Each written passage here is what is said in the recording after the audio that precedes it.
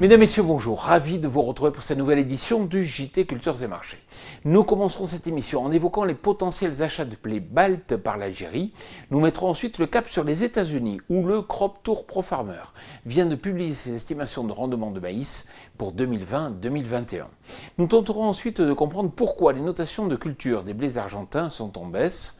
Et enfin, nous évoquerons les volumes d'orge fourragère importés par l'Arabie Saoudite.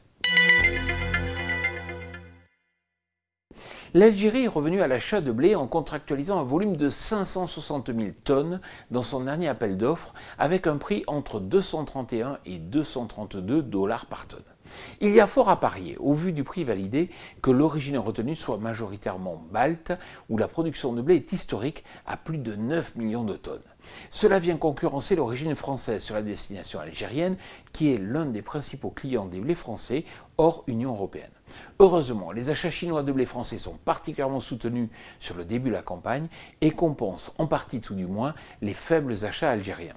Reste à savoir si l'appétit chinois pour le blé français restera aussi important avec l'arrivée des blés canadiens.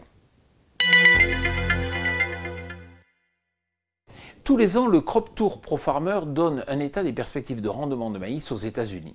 Les équipes se déplacent dans 7 États à la Corn Belt où se trouvent les plus importantes zones de production de maïs. Les résultats affichent un potentiel de rendement pour 2020-2021 supérieur à la moyenne des 5 dernières années, excepté dans l'Iowa qui a particulièrement souffert des dégâts de la tempête des Rechou. Les notations de culture de maïs américain ont ainsi été revues en nette baisse sur la semaine, de 69 à 64% des cultures notées dans des conditions bonnes à excellentes.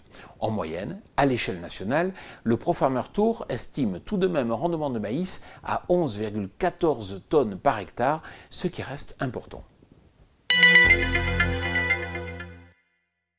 Les conditions de culture des blés argentins, qui s'annonçaient conformes à la moyenne il y a encore 5 semaines, n'ont fait que diminuer depuis.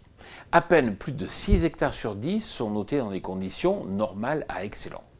Alors cela s'explique par la sécheresse en début de cycle et par des températures basses dans les provinces de Santa Fe et de Cordoba, où sont cultivés près de 35% de la production de blé nationale. Les disponibilités de blé argentin pourraient donc être moins importantes que prévu et l'estimation d'une récolte record par l'USDA à 20,5 millions de tonnes semble très clairement surévaluée.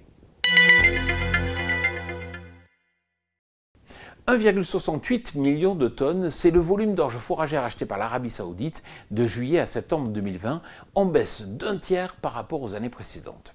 En effet, dans ce pays, les prix de l'orge ne sont plus subventionnés. Les aides se traduisent désormais par des paiements mensuels directs aux éleveurs selon la taille de leur cheptel. Cela incite les éleveurs à utiliser l'aliment complet, produit au sein du pays, et donc moins cher que l'orge.